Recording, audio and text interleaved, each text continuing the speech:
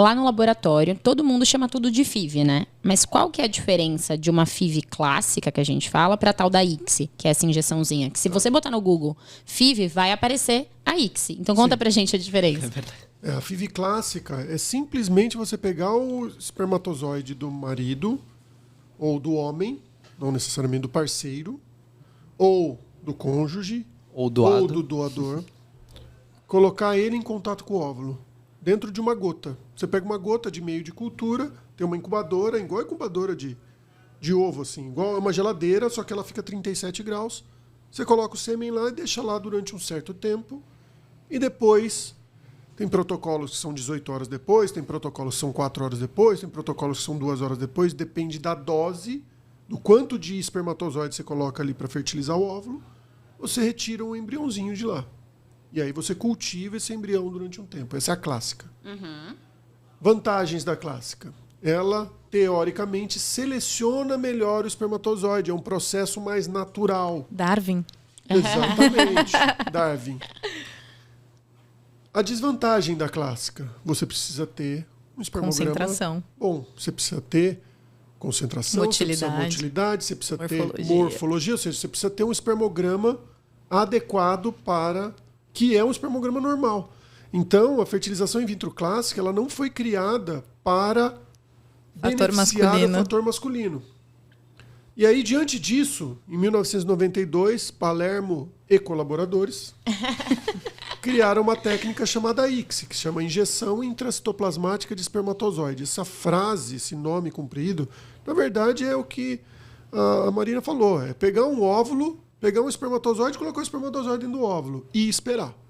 Então, todo mundo fala que a gente brinca de Deus dentro do laboratório. Isso é tudo conversa, amor. Isso é mentira. A única coisa que a gente faz, a gente não faz nada, na verdade. A única coisa que a gente faz é pegar um micromanipulador, que é um equipamento que diminui os movimentos da sua mão, e ali no microscópio, a gente pegar uma célula e colocar um espermatozoide dentro da célula feminina e esperar. O cultivo do embrião, que todo mundo fala, é igual tanto para a fertilização in vitro clássica quanto para a fertilização in vitro por ICSI. Então, o que acontece dentro do laboratório? Que a gente fala bruxaria. No laboratório não acontece bruxaria nenhuma, eu imagino. Por quê? Porque a única coisa... Por quê? Porque, assim, o que a gente tenta fazer, a gente tenta mimetizar a natureza, onde a gente não consegue mimetizar perfeitamente a natureza. Entretanto, a gente gera produtos, que são os embriões, são embriões que... um número maior de embriões do que um processo natural. Então, isso faz com que as chances da fertilização in vitro, do embrião produzido in vitro, sejam melhores do que as chances de uma inseminação artificial, de um coito programado ou mesmo que no natural. No natural gira em torno de 20%, num coito programado 22%, 25%, numa inseminação em torno de 30% e na fertilização in vitro em torno de 50% a 60% que a gente pode esperar em laboratórios bem conceituados, que têm controle de qualidade, E a vantagem aí da fertilização in vitro é porque isso é por transferência, né? Se você tem mais embriões, se você formou 4, 5 embriões... Aumenta mais você ainda. tem chance de transferir e ter mais vezes essa taxa aí de sucesso. Exatamente. A taxa acumulativa acaba aumentando. Isso até os embriologistas confundem, né? O que é uma taxa acumulativa e o que é uma taxa por transferência. A taxa por transferência é o quanto... Se eu colocar um embrião no meu útero, quanto que vai ter de chance de eu engravidar? Chance de engravidar. Isso depende muito da idade, de novo, né? Mas, na média, entre 35 e 39 anos, a gente espera ter 50%, 60% de chance de um embrião implantar em laboratórios bons. Obviamente, acima de 39 anos, isso cai bastante. Com 44, 45 anos, isso vai para 10% com óvulo próprio. Mas o importante é saber que essa chance também diminui no natural. Então, as duas curvas elas se acompanham, sim, tanto no natural quanto na fertilização in vitro. E a cumulativa eu não engravidei agora, mas eu engravidei na segunda vez. Então, isso conta como um ponto. Né? Então, eu tive 2 transferências em uma gestação. Não interessa. Eu tive 3 transferências em uma gestação. Então, isso tende para aumentar para 70%, 80%, 90% de chance de engravidar, dependendo do número de embriões e dependendo, obviamente, da idade da paciente.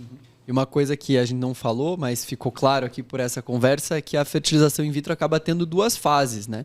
Tem a fase de formação dos embriões, que vai depender da estimulação da ovulação, coleta dos óvulos no final desse processo, formação dos embriões aí com o sêmen, e em geral, atualmente, na nossa prática, a gente acaba congelando todos os embriões. Existem várias formas de se fazer isso, esse é o que a gente mais utiliza na nossa prática. A gente congela todos os embriões e acabou a primeira fase. E a gente vai ter uma segunda fase para transferir esses embriões. E aí sim, a gente tem que fazer um preparo do útero. Eu costumo dizer que inicialmente a gente olha mais para os ovários, para depois eu olhar somente para o útero. E essa segunda fase é muito mais tranquila em relação ao hormônio, em relação às medicações mesmo, para depois descongela um dos embriões ou 2 dos embriões e coloca ele dentro do útero para se desenvolver aí numa gestação. O protocolo que o Marcelo falou, explicando a grosso modo, antigamente a gente transferia no mesmo... Você recebia o hormônio, tinha o embrião e transferia. Antigamente não, ainda tem muita gente que faz até hoje, isso. Não está errado, né? Exatamente. Não é errado fazer isso. São formas diferentes de fazer. A diferença principal é que você congela e prepara o útero para receber e o outro você prepara o útero durante o estímulo. Por que se congela então e prepara depois? Por que eu não posso receber a fresco? Tem um monte de gente que vai se perguntar. É porque muitas vezes uma parcela dessas pacientes, elas vão ter um desvio de janela implantacional. O que é assim? O que é essa besteira? Esse palavrão. O desvio de janela. Janela é por onde a janela implantacional é um período onde o útero vai estar receptivo ao embrião. Então, quando você recebe o hormônio para estimular o ovário, muitas vezes essa quantidade de hormônio que você recebeu, ela vai desviar, ela vai mudar o período que o seu útero vai estar receptivo a esse embrião. Então, para passar por isso, como a gente não sabe qual vai ser esse período, então, se está alterado ou não, a gente prefere congelar o embrião e depois transferir num ciclo de embriões descongelados. Por quê? Porque tem muita gente que fala na internet, e aí é para desmistificar alguma coisa, onde fala, embrião congelado engravida mais que embrião a fresco. E isso é uma mentira. Isso não é verdade. O embrião congelado não engravida mais. O que acontece é que o útero melhor preparado engravida mais. Exatamente. E um outro ponto... Que o embrião que pode ser congelado, muitas vezes já é um embrião melhor do que o transferido a fresco. Exatamente. E um outro ponto que justifica essa nossa conduta de congelar os embriões e transferir num segundo momento vai de encontro realmente com um dos pilares aqui da Neovita, da clínica em que a gente atua. Porque a gente preza muito pela segurança do paciente. Dessa forma, a gente tem uma possibilidade de evitar uma das principais complicações aí da síndrome do hiperestímulo. A gente vai falar no outro então que a gente vai falar, mas é uma forma ainda mais de segurança sem perder taxa de gestação, até mesmo aumentando a qualidade aí da transferência mesmo. E uma coisa que eu acho importante de deixar bem claro, assim, até para não ficar confuso para quem está ouvindo, essa questão do embrião fresco, do embrião congelado gera muita dúvida. Muita discussão no meio da reprodução. E tudo que a gente falar aqui, né, reprodução humana é uma coisa muito individualizada, gente. A gente fala, né, de uma forma mais geral para vocês terem uma noção do que acontece, mas não dá para você olhar para o tratamento da sua amiga e falar, ele engravidou, eu não engravidei, foi porque a gente fez diferente.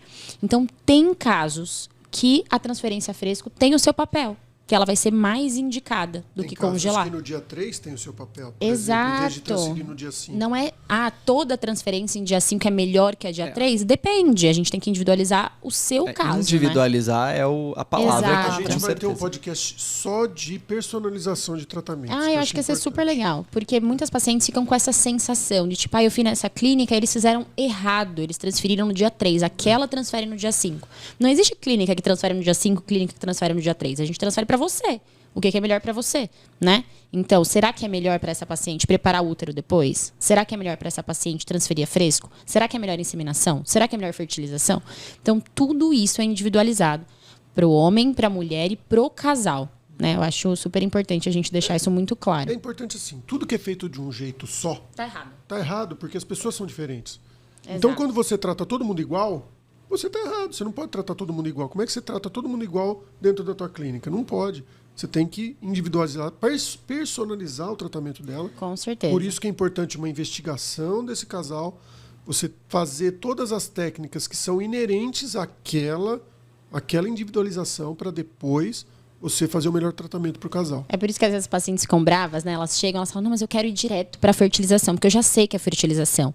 Mesmo a gente já sabendo também que é fertilização, a investigação faz parte da nossa decisão de qual remédio a gente vai usar, de qual dose a gente vai usar, de quantos dias a gente vai manter o estímulo. Você vai transferir a fresco, você vai transferir congelado, você tem que mexer no útero, você não tem que mexer no útero, você tem que mexer no marido. Então, tudo isso faz diferença, por isso que a gente é tão chato com a investigação. É que é para tudo na vida, né? Toda generalização é burra. Exatamente. Né? Então, a gente leva não só na reprodução, mas na nossa vida no geral, né? Exatamente.